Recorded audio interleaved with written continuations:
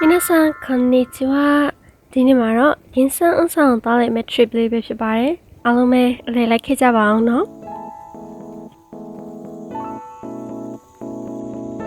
မနက်9 နာရီတို့ဘတ်စကားမှတ်တမ်းရောနှင်းတော်ရရနေမနေ့ရုံကန်ပြီးသွားခဲ့ရတဲ့ချိန်လေးပဲဖြစ်ပါတယ်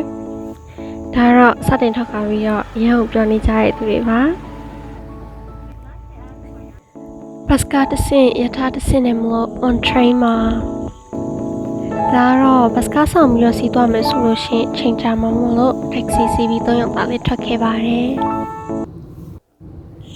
ဒါမို့သွားတဲ့လမ်းကတော့လုံးဝငွေရောင်နှင်းသစ်ပင်တွေနဲ့ရောင်လှပနေခဲ့ပါတယ်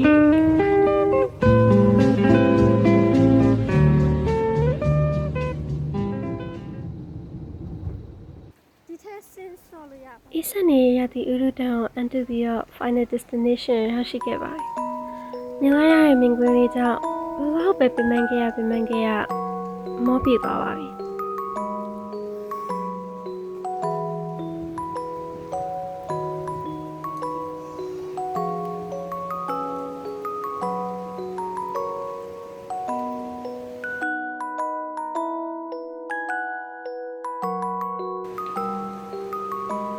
ຫນွေဦးရသည်လိုမျိုးပွင့်လင်းရသည်တွေမှာလည်း